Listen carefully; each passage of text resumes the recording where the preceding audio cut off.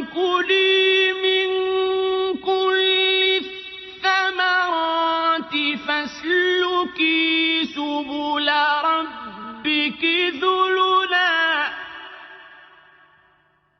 يخرج من بطونها شراب مختلف ألوانه فيه شفاء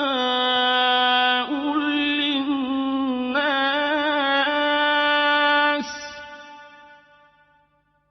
إن في ذلك لآية لقوم يتفكرون.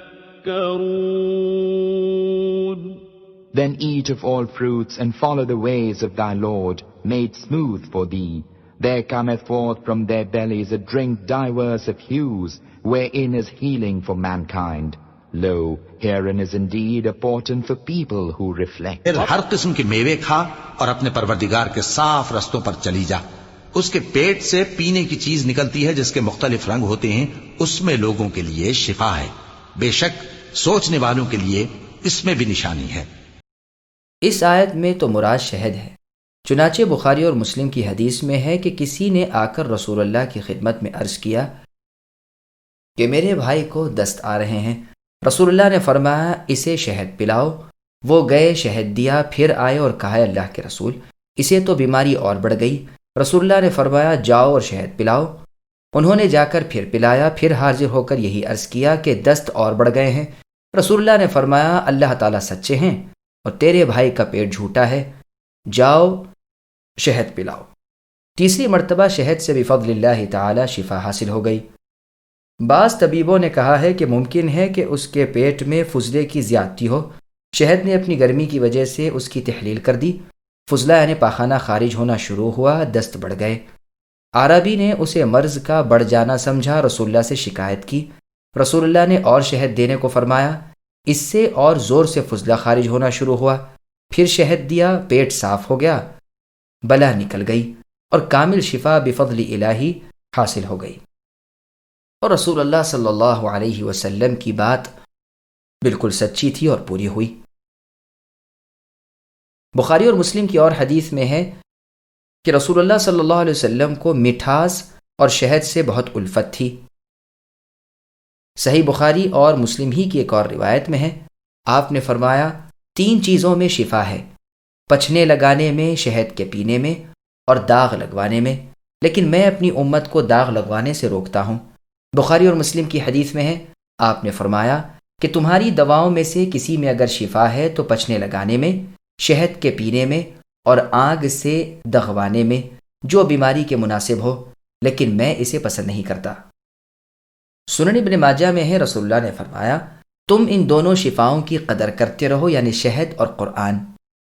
ابن جریر کی تفسیر میں علی بن ابی طالب رضی اللہ عنہ کا فرمان ہے کہ جب تم میں سے کوئی شفا چاہے تو قرآن کریم کی کسی آیت کو کسی صحیفے پر لکھ لے اور اسے بارش کے پانی سے دھو لے اور اپنی بیوی کے مال سے اس کی اپنی رضامندی سے پیسے لے کر شہد خرید لے اور اسے پی لے، پس اس میں کئی وجہ سے شفا آ جائے گی.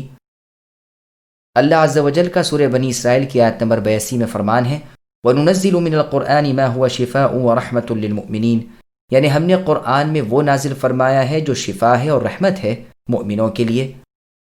اور سورہ قاف کی آیت نمبر 9 میں فرمایا وَنَزَّلْنَا مِنَ السَّمَاءِ مَاءً مُبَارَكًا، اور ہم نے آسمان سے بابرکت پانی برسایا ہے. اور سورہ نساء کی آیت نمبر 4 میں فرمایا فَإِن طِبْنَ لَكُمْ عَنْ شَيْءٍ مِّنْهُ نَفْسًا فَكُلُوهُ هَنِيئًا مَرِيئًا، یعنی اگر عورتیں اپنے مال مہر میں سے اپنی خوشی سے تمہیں دے دیں تو بے شک تم اسے کھاؤ پیو سہتا پچتا. شہد کے بارے میں اللہ کا فرمان ہے فیہ شفاء للناس، شہد میں لوگوں کے لیے شفا ہے. سنن ابن ماجہ میں ایک حدیث ہے جس میں رسول اللہ صلی اللہ علیہ وسلم کا فرمان ہے کہ تم سنا اور سنوت کا استعمال کیا کرو، ان میں ہر بیماری کی شفا ہے سوائے سام کے. لوگوں نے پوچھا سام کیا ہے؟ فرمایا موت. سنوت کے معنی شبت کے ہیں اور لوگوں نے کہا سنوت شہد ہے جو گھی کی مشک میں رکھا ہوا ہو. شاعر کے شعر میں بھی یہ لفظ اس معنی میں آیا ہے. پھر آگے اللہ فرماتے ہیں مکھی جیسی بے طاقت چیز کا تمہارے لیے شہد اور موم بنانا اس کا اس طرح آزادی سے پھرنا، اپنے گھر کو نہ بھولنا وغیرہ، یہ سب چیزیں غور و فکر کرنے والوں کے لیے میری عظمت خالقیت مالکیت کی بڑی نشانیاں ہیں۔ اسی سے لوگ اپنے اللہ کے قادر، حکیم، علیم و کریم، رحیم و حلیم ہونے پر دلیل حاصل کر سکتے ہیں۔ وَأَوْحَى رَبُّكَ